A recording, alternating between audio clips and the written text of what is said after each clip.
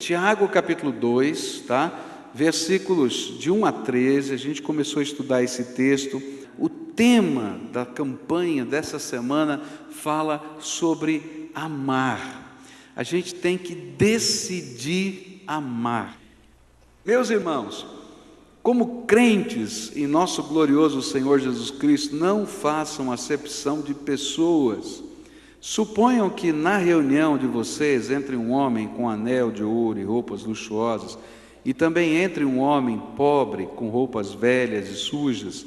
Se vocês derem atenção especial ao homem que está vestido com roupas luxuosas e disserem: aqui está um lugar apropriado para o Senhor, mas disserem ao pobre: você fique de pé ali, ou sente-se no chão, junto ao estrado onde ponho os meus pés, não estarão fazendo discriminação e tornando-se juízes com pensamentos malignos? Ouçam, meus amados irmãos, não escolheu Deus os que são pobres aos olhos do mundo para serem ricos em fé e herdarem o reino que Ele prometeu aos que o amam? Mas vocês têm desprezado o pobre. Não são os ricos que oprimem vocês? Não são eles os que os arrastam para os tribunais? Não são eles que difamam o bom nome que sobre vocês foi invocado? Se vocês de fato obedecerem à lei real encontrada na Escritura, que diz: amarás a teu próximo como a ti mesmo, estarão agindo corretamente. Mas se fizerem acepção de pessoas, cometerão pecado e serão condenados pela lei como transgressores. Pois quem obedece a toda a lei, mas tropeça em apenas um ponto, torna-se culpado de quebrá-la inteiramente. Pois aquele que disse não adulterarás, também disse não matarás. E se você não comete adultério, mas comete assassinato, torna-se transgressor da lei.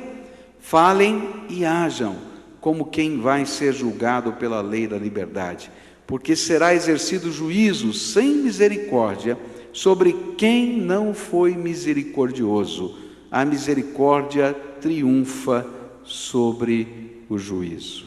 Nós começamos a estudar esse texto e aprendemos hoje pela manhã que a gente consegue decidir amar qualquer pessoa se a gente colocar algumas lentes nos óculos da nossa vida. E a primeira lente que a gente precisa colocar para decidir e conseguir amar qualquer pessoa é a lente dos olhos de Jesus. E nós falamos hoje pela manhã como Jesus nos vê. Jesus não nos vê só por aquilo que somos, temos. E Tiago estava dizendo: olha, não adianta você ficar recebendo o rico de um jeito, o pobre do outro. Você só está vendo por fora, você não está vendo a realidade. Você tem que enxergar como eu enxergo. E como é que Jesus enxerga? Ele enxerga à luz das possibilidades da graça, do poder, da força de Deus na vida da pessoa. Jesus olha para a gente enxergando o que Ele pode fazer em nós. O segundo é a gente mudar o critério de juízo que eu estou utilizando para julgar a vida e as pessoas. Toda vez que eu faço um juízo de valor, eu uso um critério. E conforme o critério que eu uso, eu faço o juízo do valor das coisas na minha vida. E a Bíblia vai dizer para a gente que agora eu tenho que olhar para as pessoas e adotar um novo critério para fazer juízo de valor. Qual é o critério? Esse critério está nos versículos de 5 a 7. Ele diz que se eu não adotar esse critério do Senhor Jesus para olhar para as pessoas, o meu juízo não somente vai ser errado, mas o meu juízo vai ser, presta atenção, maligno. Olha só o que a Bíblia diz. Ouçam, meus amados irmãos, não escolheu Deus os que são pobres aos olhos do mundo para serem ricos em fé e herdarem o reino que Ele prometeu aos que o amam? mas vocês têm desprezado o pobre. Não são os ricos que oprimem vocês, não são eles os que os arrastam para os tribunais, não são eles que difamam o bom nome que sobre vocês foi invocado. E ele vai dizer depois: olha, esse critério é um critério maligno. O que Tiago estava tentando dizer é que eu preciso mudar o critério. E qual é o critério? Qual é o critério, então, de Jesus? Então, o critério não é rico nem pobre, inteligente ou não inteligente, cheiroso ou não cheiroso. O critério de Jesus é graça. O critério de Deus é graça. O critério de Deus é favor que eu não mereço, e isso quer dizer graça. Ele não está procurando as pessoas mais capacitadas, treinadas, preparadas, importantes, merecedoras para oferecer o reino dele a essas pessoas. Não, ele está procurando os filhos perdidos, desgarrados, que sabem que nada têm, nada merecem, mas que por fé recebem o presente do amor, que é graça salvadora e transformadora de Deus. O critério de Deus é graça. É por isso que um grande número de pequeninos deste mundo têm sido abençoados pelo critério de Deus, que é graça, e têm se tornado instrumentos de espanto e glória do Senhor nessa terra, porque para eles é tão simples entender graça, porque é um favor que eu não mereço. E é justamente a falta do entendimento e da aceitação deste critério que tem impedido que muitos poderosos desta terra não alcancem a salvação eterna, não porque eles sejam ricos ou poderosos, mas porque eles não entendem que precisam de graça. Por quê? Porque para poder receber graça, eu preciso entender que eu sou necessitado. Eu sou necessitado. Para poder receber graça, eu tenho que entender que eu sou pecador, que eu tenho defeitos, que eu, sem Deus na minha vida, estou perdido, e que tudo aquilo que eu possuo, poder, opulência, inteligência, título, na verdade, não representa absolutamente nada diante da grandeza de Deus e da eternidade. Tudo isso vai passar.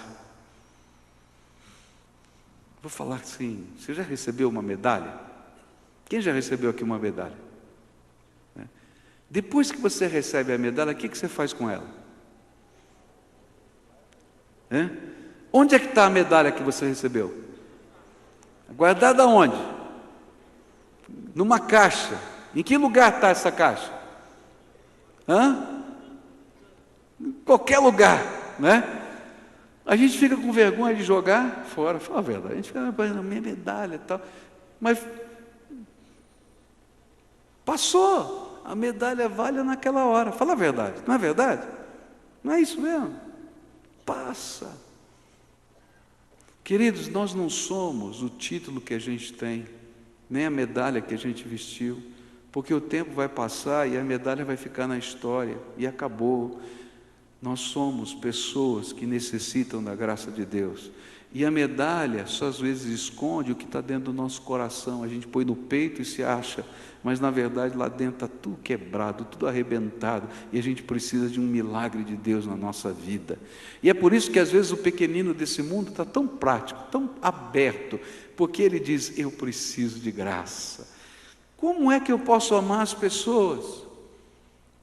Quando eu uso o critério da graça, e eu entendo que Deus pode me amar, porque eu sou o que sou, ruinzinho do jeito que sou, que só você e eu sabemos. Não, eu não sei, só você e Deus. Eu nem sei, Ele só sei da minha vida, né? E Deus ainda consegue me amar, é porque Ele está me olhando com graça. E aí Ele diz para mim: sabe como é que você deve olhar para as pessoas que estão ao seu redor? Com o mesmo critério que eu olho para você. com graça. Sabe, as pessoas que se acham muito importantes, muito grandes, muito especiais, até quando tem o espírito de pobreza, porque às vezes a gente se acha grande demais com o espírito de pobreza. Sabe como é que é esse negócio? Eu sou tão pequenininho, mas tão pequenininho, que eu acho que todo mundo está sempre pisando em mim. Tá? E eu não tenho valor. Eu não me vejo com valor. Eu chamo isso de espírito de pobreza, de doença na alma. Tá? E às vezes eu não entendo que eu tenho que olhar até para aquele que parece arrogante aos meus olhos, com o mesmo critério que Deus olha para mim. Como é que Deus está olhando para mim? Graça. Agora, tem uns que não conseguem olhar porque tem um espírito de arrogância. Está sempre olhando de nariz empinado. Querido, se Deus não olhar com graça para você, você está perdido. E sabe o que Ele quer? Que você olhe com graça para as pessoas. Quando a gente começa a entender a graça, que é o favor que eu não mereço, o meu olhar muda para com as pessoas. Porque a gente não apenas vê o potencial de Deus, mas a gente sabe que amar é oferecer algo que ninguém merece. A gente vai e entrega. E é por isso que Jesus disse, olha, se alguém pedir para você andar 1 milha, anda 2. Se bater de um lado, você oferece o outro lado. Ah, mas quando eu leio esse negócio, meu sangue italiano ferve, Senhor, não permita que batam na minha cara de um lado, porque eu vou ter que exercitar, Senhor. É verdade, não estou brincando. Eu acho que também acontece com você isso. Mas quantas vezes eu ofendi o meu Deus? Quantas vezes eu fui ingrato ao meu Deus? Quantas vezes eu pequei diante do meu Deus? E quantas vezes a graça de Deus não desistiu de mim? E é por isso que eu estou aqui. É essa graça que Ele quer que você tenha dentro da sua casa. É essa graça que Deus quer que você tenha quando você olha as pessoas. Ah, mas é complicado mesmo. Ah, esse cara é isso tudo. Mas Deus ama e vai derramar graça. E continua derramando graça. Assim como você é complicado também em outras áreas. A gente não gosta de ver nas áreas que a gente é complicado, não é verdade? Agora, para a gente ver a área que os outros é complicado, é na hora. Não precisa nem pensar, vem assim, ó, não é verdade? Agora, quando a gente olha para a complicação da gente, a gente tem todas as respostas. Mas também, você viu o que aconteceu? Também, olha só, isso, aquilo. Queridos, se não fosse a graça de Deus, eu e você estaríamos perdidos. E se a gente decide amar pessoas, a gente vai ter que usar o critério da graça. Favor que eu não mereço. Você tem que amar alguém? Tem alguém que é o espinho na tua carne? A pedra no teu sapato? Eu me lembro uma vez que eu estava estudando com o Dr. Chet, estava no seminário ainda, e nós estávamos numa mesa estudando o texto em grego, ele falando sobre amor e perdão, e eu fiquei pensando assim, esse negócio é complicado, eu virei para ele, Dr. Chet, e quando tem aquela pessoa que fica, aquela pessoa que fica assim, o que eu faço? E aquele jeito manso do Dr. Chet disse assim, Deus colocou essa pessoa na sua vida para você aprender a amar. Eu falei, misericórdia. Então eu aprendi uma lição, se você não aprende a amar por bem, vai aprender por mal. Então se você não está conseguindo 1 e não está aprendendo, Ele vai colocar 10 na tua vida, para você aprender a amar. Então aprende logo. Precisa da glória de Deus, senão você está perdido. Então aprende quando está com 1 só, viu? Senão vem 10. Queridos, essa é uma decisão da nossa vida. Eu vou usar um critério diferente, o mesmo critério que Deus usa comigo. Eu vou olhar as pessoas com graça. Senhor, eu vou andar mais 1 milha e outra, não vou desistir, porque o Senhor tem um plano e o Senhor vai fazer coisas que eu não imagino. E Deus faz, queridos, Deus faz. Tem alguém aqui que ficou alguns anos afastado da igreja? Levanta a mão aqui. Olha quanta gente. Se fosse alguns anos atrás, você talvez fosse um nó cego, vamos falar a verdade, não é? Sabe o que é essa expressão, nó cego?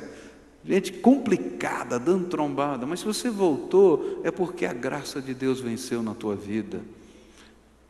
Não é verdade isso? Então, olha com graça para a vida das pessoas. Nós caímos, nós erramos, nós falhamos.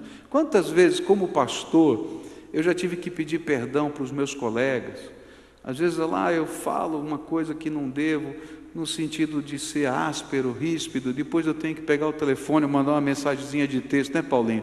Me perdoa, tal, olha, realmente, coitado do Paulinho, ele é mansinho assim, de repente, depois vem assim, meu Deus, o que eu falei? Daí eu mando uma mensaginha de texto, graças a Deus que ele olha com graça para mim, viu? Obrigado, viu, Paulinho? É verdade, porque às vezes a gente está aqui nessa dinâmica, não está funcionando isso, tal, aquela coisa, tal, não é? E o Senhor diz, escuta, ele é teu irmão, você vai prestar conta para mim. Ih, Senhor, não, peraí, deixa eu resolver com ele logo, porque Ele quer que eu use de graça. Se eu não colocar graça, eu não vou conseguir amar, e se Ele não tiver graça para comigo, Ele não vai conseguir me perdoar. Isso vale para minha casa, para minha família, vale para tudo, queridos. A gente não consegue caminhar nessa vida amando pessoas se a gente não colocar o óculos da graça. Terceira coisa que eu quero deixar com você nessa noite: se você quer amar alguém, se quer decidir amar alguém, então você precisa colocar uma outra lente. A primeira lente, lembra, é enxergar as pessoas na potencialidade daquilo que Deus vê, não aquilo que você está vendo agora, o que Deus vê que essa pessoa pode ser. A segunda é a lente da graça, favor imerecido. Eu não quero saber, tem uma segunda chance, tem uma terceira, porque Deus faz isso comigo. Terceira lente que você tem que colocar se você decide amar é praticar a lei ou as leis de Jesus.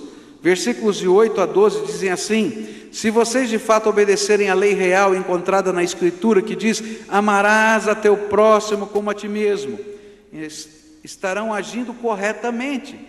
Mas se fizerem acepção de pessoas, cometerão pecado e serão condenados pela lei como transgressores.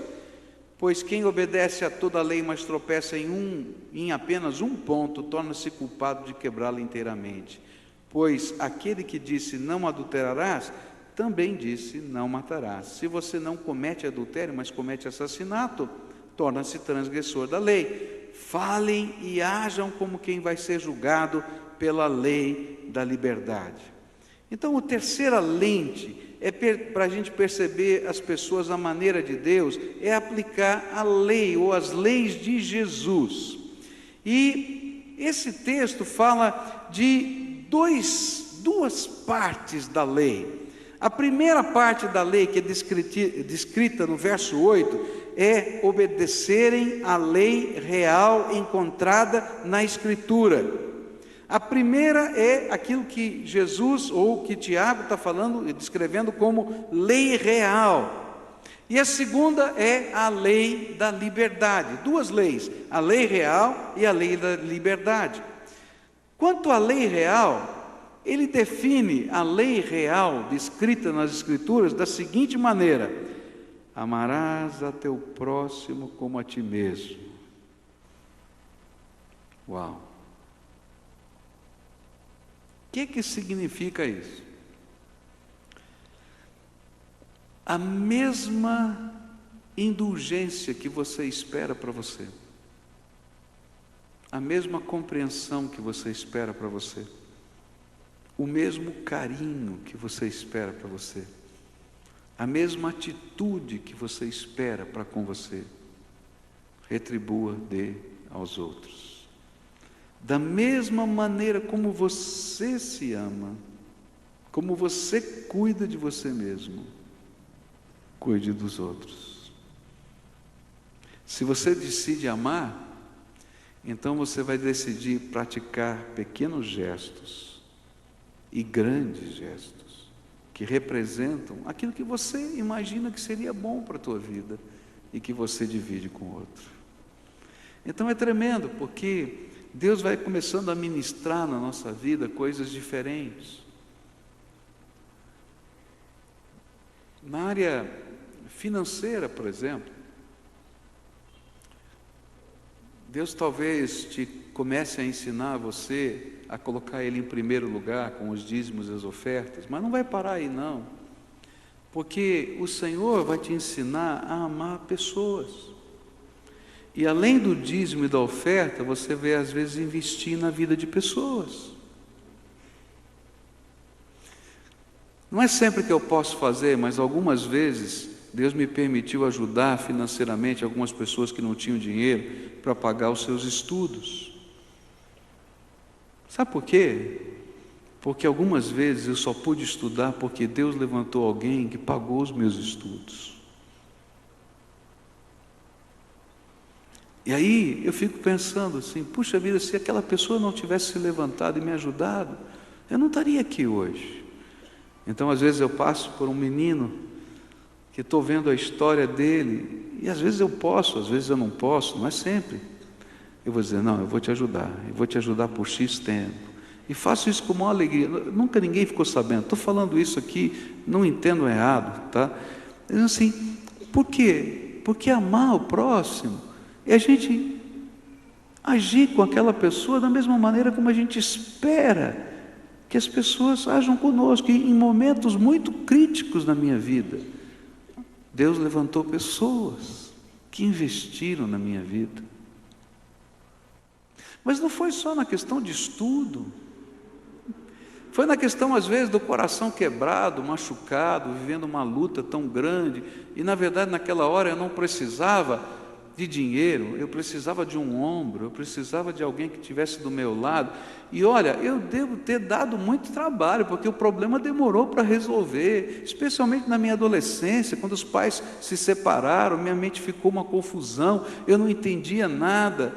Eu dou graças a Deus por algumas famílias que abriam a porta da sua casa, e ali era o meu refúgio.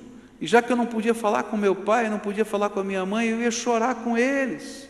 E eles me ouviam, e eles oravam comigo, eles me abraçavam. Naquele tempo, aquela família não tinha nem dinheiro para comprar pão, mas eles dividiam o pão comigo para tomar um cafezinho, só para me ouvir. E naquele tempo eu nem percebia isso, porque quando a gente está com o coração ferido, a gente não consegue enxergar a dor do outro, a gente só enxerga a nossa. Às vezes você está passando por uma grande luta também, e Deus coloca alguém que está vivendo uma luta maior. E querido, você vai aprender a dividir o que você tem. Às vezes a única coisa que você tem é o seu ouvido ou o seu ombro. Divida, porque você decidiu amar. Está entendendo o que eu estou falando? Da mesma maneira que um dia você foi amado. Você já caiu, já falhou. E de repente chega alguém e diz, não, vem cá, vamos levantar. Segura aqui na minha mão, vou te ajudar. E não estou falando de dinheiro, estou falando de alguém que segura na mão da gente, que diz, eu acredito em você, vamos junto. Querido, agora é tua vez. Porque decidir amar é olhar as pessoas com a lei do amor.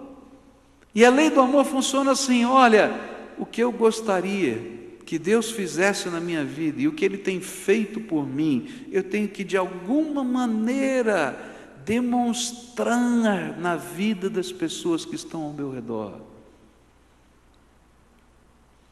Pode parecer uma loucura para você, mas começa a viver isso. Começa a viver isso. A tua vida passa a ter significado. E a tua vida faz diferença na vida das outras pessoas.